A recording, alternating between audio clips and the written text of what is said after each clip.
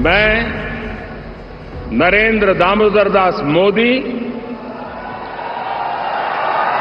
ईश्वर की शपथ लेता हूं कि जो विषय संघ के प्रधानमंत्री के रूप में मेरे विचार के लिए लाया जाएगा अथवा मुझे ज्ञात होगा उसे किसी व्यक्ति या व्यक्तियों को तब के सिवाय जबकि प्रधानमंत्री के रूप में अपने कर्तव्यों के सम्यक निर्वहन के लिए ऐसा करना अपेक्षित हो, मैं प्रत्यक्ष अथवा अप्रत्यक्ष रूप से संसूचित या प्रकट नहीं करूंगा।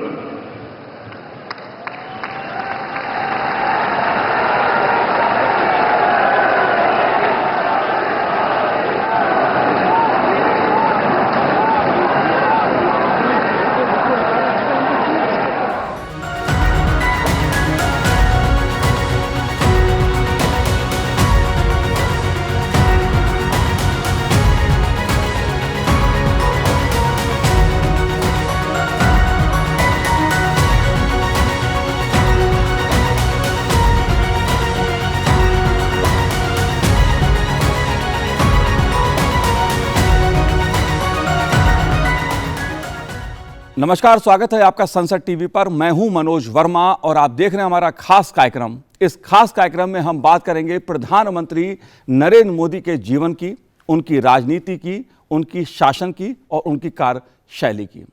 एक भारत श्रेष्ठ भारत के संकल्प के साथ, विकसित भारत के लक्ष्य के साथ प्रधानमंत्री नरेंद्र मोदी ने तीसरी बार 2024 में जनादेश हासिल कर लिया। 2024 में लोकसभा चुनाव परिणाम ने एक बार फिर यह साबित कर दिया कि नरेंद्र मोदी राजनीतिक दृष्टि से भारत में इस समय अजय हैं। प्रधानमंत्री पद की उन्होंने तीसरी बार शपथ ली और राष्ट्रीय जनतांत्रिक गठबंधन के नेतृत्व में तीसरी बार सरकार बनाकर एक नया इतिहास रच दिया।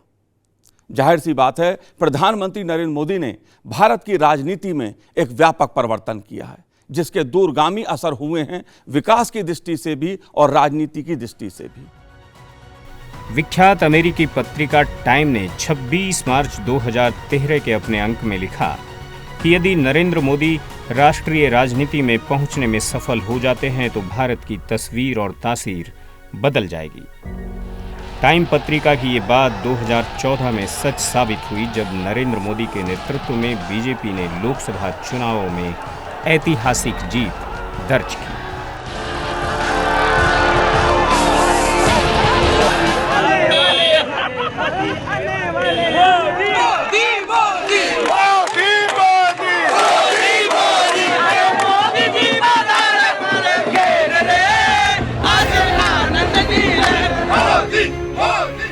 नरेंद्र मोदी भारत के प्रधानमंत्री बने और उनके नेतृत्व में राष्ट्र निर्माण का जो भगीरथी कार्य शुरू हुआ, उसने नरेंद्र मोदी को 2019 के लोकसभा चुनाव में भी अजय बना दिया। इस दौरान भारत की तस्वीर और तासीर दोनों तेजी से बदलने लगी और इसका श्रेय यदि किसी को जाता है तो वो हैं भारत के प्रधानमंत्री नरेंद्र मोदी। नरेंद्र मोदी के कहीं जाने पर भीड़ मंत्रमुग्ध सी खिंची चली आती है। उनके भाषण सुनने के लिए जुटने वाले लाखों लोगों की भीड़ ने नए रिकॉर्ड बनाए हैं। वे भारत के सबसे चहेते चेहरे हैं क्योंकि नौजवानों को उनमें विकास, अवसर और आधुनिकता की त्रिवेणी दिखती है।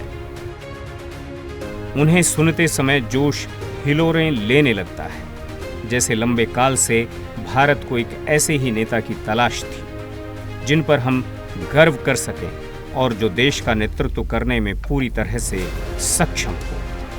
वो कोई और नहीं, सिर्फ एक ही व्यक्ति है जिसका कोई विकल्प नहीं, यानी मोदी, मोदी, नरेंद्र मोदी।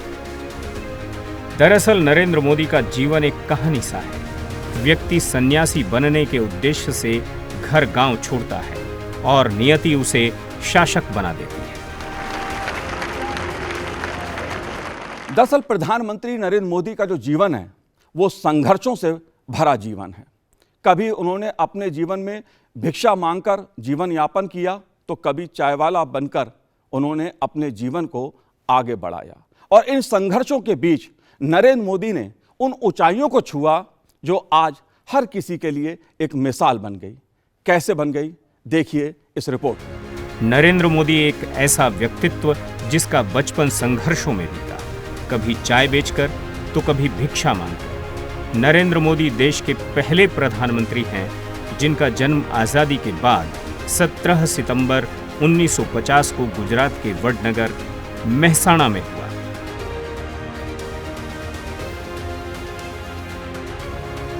राजनीति में कदम रखने से पहले नरेंद्र मोदी राष्ट्रीय स्वयंसेवक संघ से जुड़े और पूर्णकालिक प्रचारक के रूप में कई साल समाज और राष्ट्र के लिए काम करने के बाद संघ ने 1985 में मोदी को बीजेपी में काम करने के लिए भेज दिया। नरेंद्र मोदी ने गुजरात से लेकर राष्ट्रीय स्तर पर बीजेपी में लंबे समय तक विभिन्न पदों पर काम किया और कभी पीछे मुड़कर नहीं देखा।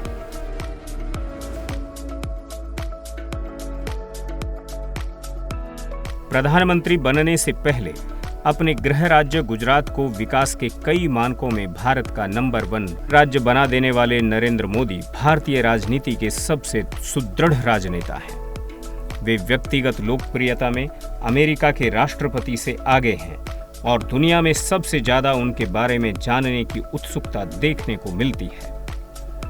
दुनिया के शक्तिशाली राष्ट्र भारत का सम्मान करते हैं और प्रधानमंत्री नरेंद्र मोदी को सम्मानित।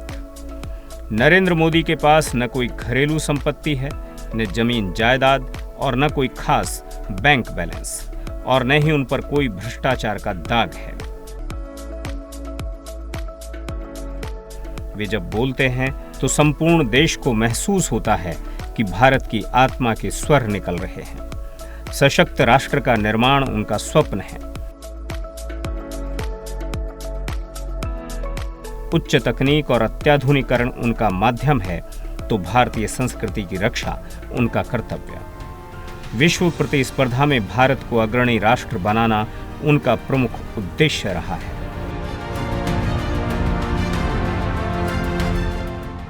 असल में नरेंद्र मोदी आम भारतीयों के लंबे संघर्ष के नायक हैं। उनका बचपन अस्पृश्यता विरोध, गरीबों की मदद, 1962 के भारत चीन युद्ध के दौरान सैनिकों की सेवा में लगा, तो उनकी तरुणाई 1967 के गोरक्षा आंदोलन को कुचले जाने के खिलाफ उद्वेलन और उनकी युवावस्था गुजरात में व्याप्त भ्रष्टाचार के खिलाफ नवनिर्माण आंदोलन और आपातकाल के नाम पर इंदिरा गांधी की तानाशाही के खिलाफ लोकतंत्र की रक्षा के संघर्षों में। प्रारब्ध से प्राप्त आध्यात्मिक लगन ने उन्हें वैराग्य दिया और राष्ट्रीय स्वयंसेवक संघ की राष्ट्रीय विचारधारा ने उन्हें कर्मयोगी बना दिया।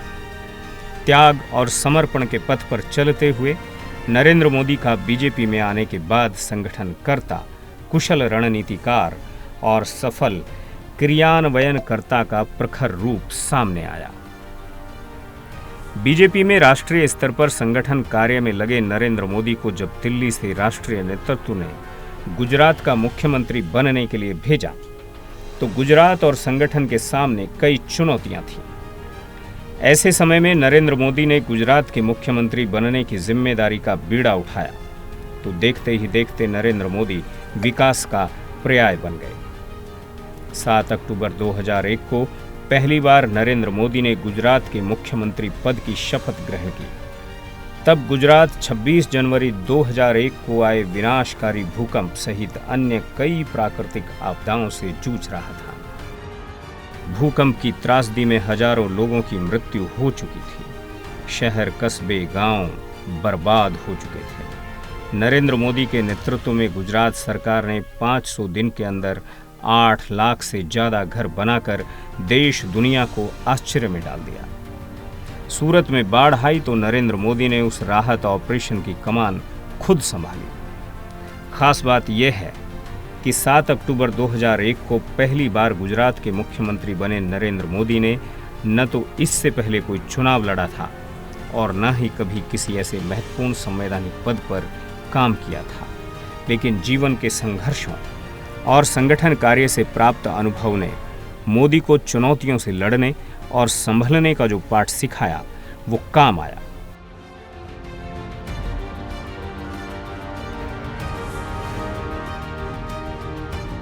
नरेंद्र मोदी ने अपना पहला चुनाव फरवरी 2002 में राजकोट द्वितीय निर्वाचन क्षेत्र से गुजरात विधानसभा के लिए उपचुनाव में लड़ा। इसके बाद नरेंद्र मोदी ने पीछे मुड़कर नहीं देखा। करीब 13 वर्षों के अपने मुख्यमंत्री काल में गुजरात को विकास के पथ पर लाकर स्वर्णिम अध्याय लिख दिया। जो गुजरात दंगों और कुव्यवस्था के चलते अराजकता की ओर जाता दिख रहा था, उस गुजरात को नरेंद्र मोदी ने आर्थिक, सामाजिक, राजनीतिक और विकास की एक ऐसी पहचान दी कि 2013 में ही भावी प्रधानमंत्री के रूप में देश भर में नरेंद्र मोदी के नाम की चर्चा शुरू हो गई। गुजरात के विकास मॉडल के कारण देश की जनता जहां नरेंद्र मोदी में भारत का भावी प्रधानमंत्री देखने लगी थी, वहीं बीजेपी ने कांग्रेस के भ्रष्टाचार को मुद्दा बनाया, तो राष्ट्रीय स्तर पर बीजेपी में नरेंद्र मोदी एकमात्र विकल्प के रूप में उभर कर सामने आए। लिहाजा 13 सितंबर 2013 का वो दिन था जब भाजपा अपने प्रधानमंत्री के उम्मीदवार का ऐलान करने वाली थी। गुजरात से लेकर दिल्ली तक हर तरफ हलचल थी। दिल्ली में उस दिन बीजेपी संसदीय बोर्ड की बैठक में सभी पहलुओं पर विचार विमर्श करने के बाद तत्कालीन राष्ट्रीय अध्यक्ष राजनाथ सिंह ने संसदीय बोर्ड के फैसले की मीडिया को जानकारी देते हुए नरेंद्र मोदी को 2014 के चुनाव के लिए बीजेपी का प्रधानमंत्री पद का उम्मीदवार बनाए जाने का ऐलान किया। तो दिल्ली के बीजेपी मुख्यालय सहित देश के अलग अलग प्रांतों में कार्यकर्ता समर्थक खुशी से झूम उठे। संसदीय दल ने यह फैसला किया है कि श्री नरेंद्र मोदी को आगामी लोकसभा चुनाव के लिए प्राइम मिनिस्ट्रियल कैंडिडेट के रूप में प्रोजेक्ट किया जाए। मोदी के रूप में बीजेपी नई उमंग और उम्मीद के साथ 2014 के चुनाव के मैदान में उतरी। 16वीं लोकसभा के लिए 2014 में 9 चरणों में चुनाव हुए और इस दौरान मोदी ने सारा दारोमदार अपने कंधों पर ले लिया। मोदी ने 25 राज्यों में करीब 437 बड़ी रैलियों को संबोधित किया, 5000 से ज्यादा जनसभाएं की और करीब 3 लाख किलोमीटर की यात्रा। उस वक्त देश में हर तरफ मोदी लहर थी। बीजेपी ने मिशन 272 का प्लान बनाया। मोदी को केंद्र में रखकर प्रचार किया गया और प्रचार के लिए कई ऐसे नारों के साथ मैदान में उतरी जो लोगों की जुबान पर कुछ ही दिनों में चढ़ गए। इनमें अब की बार मोदी सरकार, हर हर मोदी, घर घर मोदी जैसे नारे शामिल थे।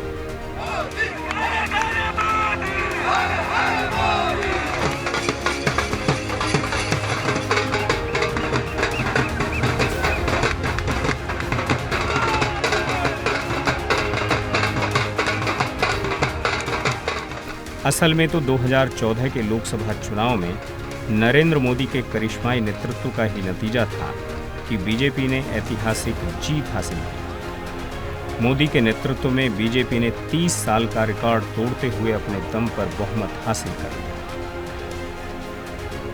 इसलिए राजनीति में तारीखों का बड़ा महत्व होता है और इन्हीं तारीखों में अगर 10 साल पीछे चले जाएं तो 16 मई 2014 को 16वीं लोकसभा के चुनावी नतीजे आए थे। उस दिन सुबह 11 बजे ही ये साफ हो गया था कि सत्ता का पासा पलट चुका है। सत्ता एक परिवार के हाथों से छिनने जा रही है। देश का प्रधानमंत्री किसी राजनीतिक परिवार की दया दृष्टि से नहीं, बल्कि जनता की मर्जी से चुना हुआ एक साधारण पृष्ठभूमि का व्यक्ति बनने वाला है, और हुआ भी यही। बीजेपी को ऐतिहासिक विजय का ताज जनता ने पहना दिया था। बीजेपी ने पहली बार अपने दम पर बहुमत का स्पष्ट आंकड़ा पार करते हुए 282 सीटों तक पहुंच बनाई। 20 मई 2014 को संसदीय इतिहास में पहली बार कुछ ऐसा हुआ जिसकी उम्मीद किसी को नहीं थी। प्रधानमंत्री पद की शपथ लेने से पहले पहली बार संसद भवन पहुंचे नरेंद्र मोदी ने लोकतंत्र के मंदिर की सीढ़ियों पर माथा टेका। और लोकतंत्र के मंदिर के प्रति अपना आभार जताया। ये क्षण अद्भुत था। इस नज़ारे को देखकर कई लोग भावुक हो गए और कई हतप्रभ। इसकी वजह नरेंद्र मोदी का संसद और लोकतंत्र के प्रति आस्था का भाव था। आस्था के इस भाव ने मोदी को लोकतंत्र के जननायक के रूप में उभार दिया और इसके बाद 26 मई 2014 की वो तारीख मैं नरेंद्र दामोदर दास मोदी, नई दिल्ली के राष्ट्रपति भवन से ये शब्द पूरे देश ने सुने। मैं नरेंद्र दामोदर दास मोदी ईश्वर की शपथ लेता हूं कि मैं जो विषय संघ के प्रधानमंत्री के रूप में या प्रकट नहीं करूंगा। नरेंद्र मोदी ने भारत के 15वें प्रधानमंत्री के तौर पर शपथ ली थी। 2014 के लोकसभा चुनाव में 30 साल बाद पहली बार किसी पार्टी को पूर्ण बहुमत मिला था। 2014 के चुनाव में देश भर में मोदी लहर ऐसी चली कि पहली बार बीजेपी अपने दम पर पूर्ण बहुमत पाने में कामयाब हो गई। भाजपा ने भी जनता से मिले इस बहुमत का बखूबी इस्तेमाल किया और अगले 5 सालों में मूलभूत परिवर्तन देश की स्थिति में लाई। पहली बार देश ने देखा कि करोड़ों बैंक खाते कुछ ही महीनों में खोले जा सकते हैं, करोड़ों घर कुछ ही साल में बन सकते हैं और करोड़ों घरों तक बिना किसी देरी के गैस सिलेंडर पहुंच सकता है। जनता ने पहली बार देखा कि इस देश में करोड़ों लाभार्थियों तक बिना किसी भ्रष्टाचार के दिल्ली से पैसा पहुंच सकता है। बीजेपी ने इस दौरान उस ढांचे की नींव रखी जिसमें आगे अनुच्छेद 370, राम मंदिर और आतंकवाद जैसे मुद्दों को लेकर इमारत तैयार होनी थी। भाजपा ने इन 5 साल का इस्तेमाल देश को मजबूत करने में किया। साथ ही वह इस दौरान ऐसी चुनाव जिताऊ मशीन बन गई जिसके आगे विपक्ष धराशायी हो गया। 2019 के लोकसभा चुनाव के परिणाम इन सभी बातों पर मोहर लगाते हैं कि मोदी के नेतृत्व में भाजपा का कार्यकाल अभूतपूर्व बदलाव वाला रहा। इसकी पुष्टि 23 मई 2019 को 17वीं लोकसभा के परिणामों ने कर दी। पहली बार भारतीय लोकतंत्र में कांग्रेस के अलावा किसी पार्टी ने 300 का आंकड़ा पार किया। 2019 के लोकसभा चुनाव में बीजेपी को 303 सीटों पर जीत मिली। मोदी सरकार के 10 सालों की बात करें तो इन 10 सालों में कई महत्वपूर्ण निर्णय लिए गए जो देश हित में रहे। इस दौरान जम्मू कश्मीर से आर्टिकल 370 को निष्प्रभावी करना, अयोध्या में राम मंदिर का निर्माण जैसे कई ऐतिहासिक फैसले शामिल हैं।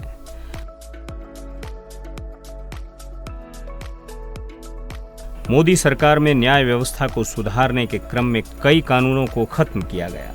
मुस्लिम महिलाओं को 3 तलाक से निजात दिलाने के लिए कदम उठाया गया। इस दौरान भारत ने विकास के कई नए प्रतिमान गढ़े। अर्थव्यवस्था की उड़ान हो या बुनियादी ढांचों में आमूल-चूल परिवर्तन, राष्ट्रीय सुरक्षा का मामला हो या फिर विदेश नीति, कल्याणकारी योजनाओं की बात हो या फिर सामाजिक सांस्कृतिक चेतना को नई धार देने का मुद्दा हो, मोदी सरकार ने हर दिशा में बड़े बड़े कदम उठाए। प्रधानमंत्री नरेंद्र मोदी के नेतृत्व में भारत की सेना ने पाकिस्तान में आतंकवादियों के खिलाफ सर्जिकल स्ट्राइक कर दुनिया को बता दिया कि भारत देश के दुश्मन आतंकियों को घर में घुसकर मारने का दम रखता है। मोदी सरकार की कल्याणकारी योजनाओं ने समाज के हर वर्ग को किसी न किसी रूप में छुआ। जनधन खाते, डीबीटी, बिजली, पानी, सड़क और शौचालय जैसी सुविधाएं गरीब व्यक्ति तक पहुंचने की योजनाओं ने जमीनी स्तर पर एक क्रांति ला दी। इन योजनाओं ने देश के गरीब से गरीब व्यक्ति को भी सम्मान और सुरक्षा के भाव से भर दिया। कोविड काल के दौरान अन्य देशों की सहायता से लेकर G20 के सफल क्रियान्वयन तक मोदी सरकार ने दुनिया को अपनी बेहतरीन रणनीति से अवगत कराया। इससे दुनिया भर में भारत एक वैश्विक शक्ति के रूप में उभरकर सामने आया।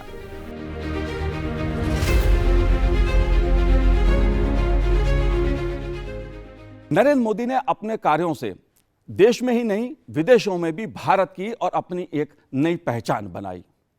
प्रधानमंत्री नरेंद्र मोदी की लोकप्रियता दुनिया में सबसे ज्यादा आंकी गई। कई दुनिया के शक्तिशाली देशों के प्रमुखों को उन्होंने लोकप्रियता के मामले में पीछे छोड़ दिया, और वो इसलिए हुआ क्योंकि उन्होंने राष्ट्रीय और अंतर्राष्ट्रीय स्तर पर इस तरह के कार्य किए जिसकी गूंज दुनिया ने सुनी। प्रधानमंत्री नरेंद्र मोदी भारतीय राजनीति में विश्वास और विकास के जननायक बनकर उभरे तो वैश्विक पटल पर महानायक बनकर देश और दुनिया को कई वैश्विक मुद्दों पर दिशा दिखाई। जब बरसों पुरानी चुनौतियां हमसे नए समाधान मांग रही है, 21वीं सदी का यह समय पूरी दुनिया को नई दिशा दिखाने वाला और नई दिशा देने वाला एक महत्वपूर्ण समय है। मोदी के नेतृत्व में भारत में राष्ट्रवाद का रंग और गहरा हुआ और भारत विश्व गुरु बनने की राह पर चल पड़ा। आज भारत ही नहीं बल्कि दुनिया भर में अगर कोई सबसे ज्यादा लोकप्रिय हस्ती है तो वो हैं भारत के प्रधानमंत्री Narendra Modi. I said to my friend the Prime Minister before, the last time I saw someone on the stage here was Bruce Springsteen, and he didn't get the welcome that Prime Minister Modi has got. Prime Minister Modi is the boss. उन्होंने विश्व के नेताओं के बीच सर्वोच्च स्थान बनाते हुए भारत को भी शिखर तक पहुंचाया। दुनिया की सबसे लोकप्रिय राजनीतिक हस्तियों में शामिल नरेंद्र मोदी का नाम उनके व्यक्तित्व, कार्यशाली दृढ़ निश्चय और क्षमता के कारण न सिर्फ भारत में बल्कि विश्व पटल पर गूंज रहा है। Man and India has been making great strides in its development under his leadership, so this fully meets the interests of both India and Russia to work on this agenda. So make no mistake, we will move toward these results and we will achieve them. Modi is a very skilled political player. He is one of the most skilled politicians I've ever seen. And I think he has very skillfully managed his public perception. Now, he has been able to also marshal the resources of the government. He is, of course, the Prime Minister, of course, touting his achievements enormously, but at the same time, reminding you that he does not come from the gilded elite of India, that he is not, part of the Nehru Gandhi family, that he comes from the chaiwala background. There is a certain way in which he's trying to achieve both. यही कारण है कि अंतर्राष्ट्रीय स्तर पर होने वाले सर्वेक्षणों में नरेंद्र मोदी को दुनिया के सबसे शक्तिशाली और लोकप्रिय व्यक्ति के रूप में शुमार किया जाता है। The life of Prime Minister Modi underscores the limitless promise of this great nation. He started out by his father's side as a chiwala, a tea seller. When he was a young man, he worked at a cafeteria in this city. Stand up.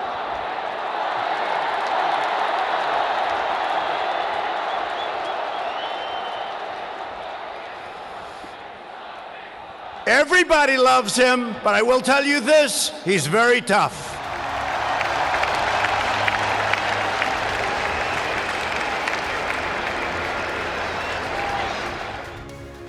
Global leader approval सर्वेक्षण के मुताबिक वे लगातार दुनिया में top पर बने हुए हैं। यूक्रेन युद्ध के समय वहां फंसे भारतीयों को वापस लाना, कोरोना के दौरान दुनिया भर में टीका भेजना, ये सभी नरेंद्र मोदी की वैश्विक सोच का परिणाम है। पहले विदेश नीति से देश की जनता दूर थी, लेकिन जब भारत में G20 जैसा कार्यक्रम हुआ तो हर भारतवासी अवगत हुआ और अपने को गौरवान्वित महसूस किया। G20 में नालंदा विश्वविद्यालय और कोणार्क के सूर्य मंदिर का प्रतीक दिखाकर दुनिया को भारत की धरोहर और सशक्त इतिहास से अवगत कराने वाले पहले प्रधानमंत्री नरेंद्र मोदी बने। G20 के बाद तो पूरी दुनिया ने मोदी की कुशलता और भारत की ताकत का लोहा माना। मोदी ने पूरी दुनिया को ये संदेश दिया कि भारत न तो किसी दबाव के सामने झुकने वाला है, न रुकने वाला है। प्रधानमंत्री नरेंद्र मोदी अफ्रीकी संघ और अन्य विकासशील देशों की आवाज बनकर उभरे हैं। उन्होंने विश्व को वसुधैव कुटुंबकम का संदेश दिया। योग दिवस और international year of millets programme जैसे कई पहलों के साथ प्रधानमंत्री मोदी ऐसे नेता साबित हुए हैं जो अपनी सांस्कृतिक जड़ों से मजबूती से जुड़े हुए हैं। उनकी ही अगुवाई में भारत दुनिया की 5वीं सबसे बड़ी अर्थव्यवस्था बनकर विश्व मंच पर मजबूत शिखर के रूप में उभरा है। खास बात यह है कि भारत ने उस ब्रिटेन को पीछे छोड़कर ये कामयाबी पाई है जिसका यह देश कभी उपनिवेश रहा है। I have enormous respect for Modi ji, and he's been personally very warm and kind to me, and we're working very hard, as I said, on our shared ambition of concluding an ambitious and comprehensive trade deal between India and the UK, because both of us think that would be a good thing, and both of us need to make sure it works for our two countries. And at forums like this, I'm very keen to support Prime Minister Modi. दरअसल नरेंद्र मोदी एक नेता के रूप में समय की कसौटी पर खरे उतरे हैं, जो अपने देश को न केवल वैश्विक मंच पर ले गए हैं बल्कि उस राह पर भी ले गए हैं जो उससे परे थी। इसलिए दुनिया के अनेक देशों ने भारत के प्रधानमंत्री नरेंद्र मोदी को न केवल अपने अपने देश के सर्वोच्च सम्मान प्रदान कर सम्मानित किया, बल्कि नरेंद्र मोदी के नेतृत्व की अपने अपने ढंग से प्रशंसा भी की। I'm honored to be the first to have you here in 15 years. The United States is honoring and hosting an official visit for the Republic of India. Prime Minister Modi, welcome back to the White House. We spent a lot of time together going back to when I was Vice President and you had just become Prime Minister. And since I've become President, we've continued a relationship built on mutual trust, candor, and respect. Two great nations, two great friends, two great powers that can define the course of the 21st century.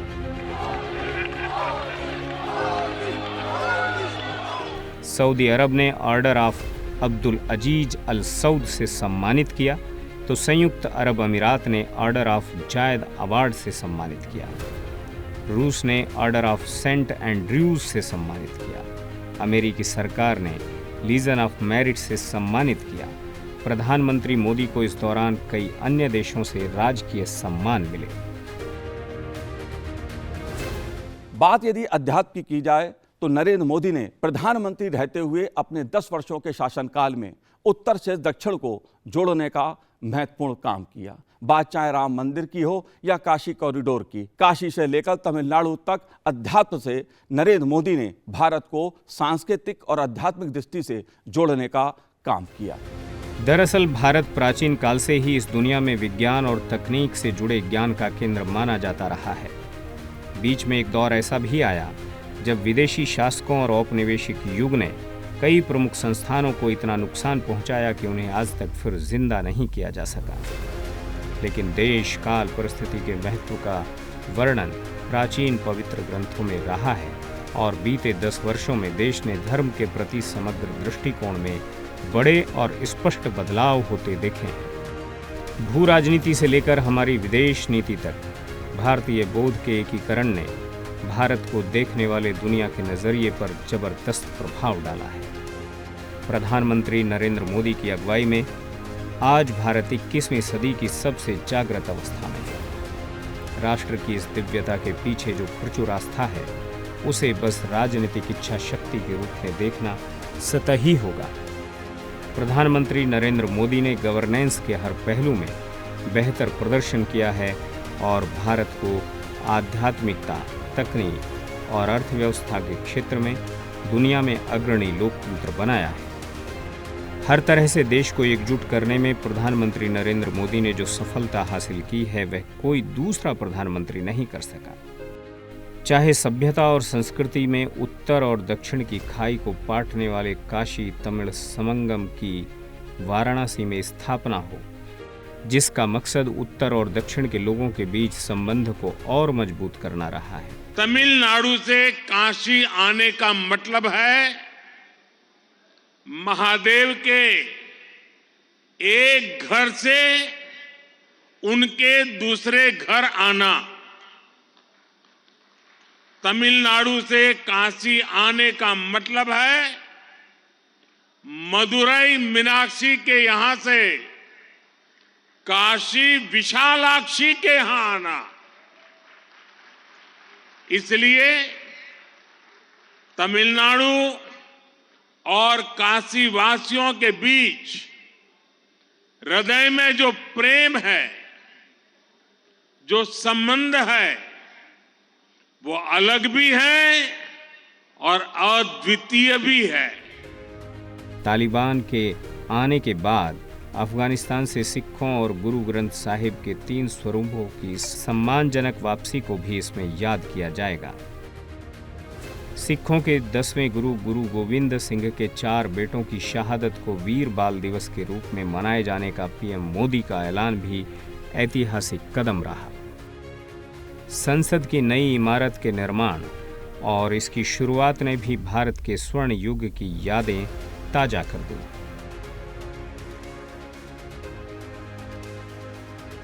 नए संसद भवन में हम सब मिलकर के नए भविष्य का श्री गणेश करने जा रहे हैं।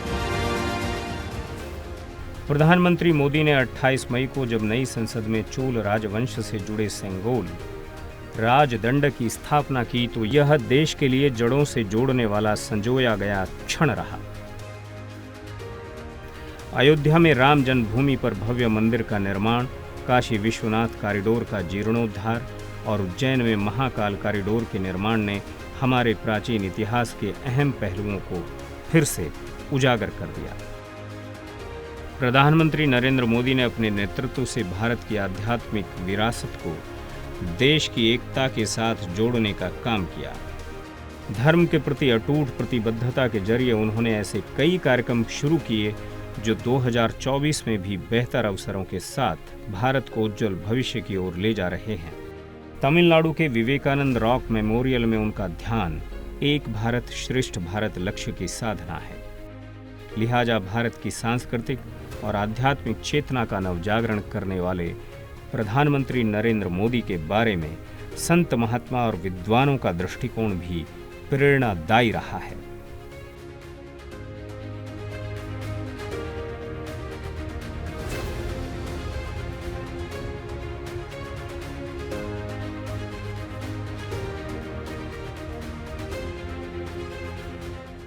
तो इस कार्यक्रम में इतना ही। मुझे दीजिए आज्ञा। नमस्कार।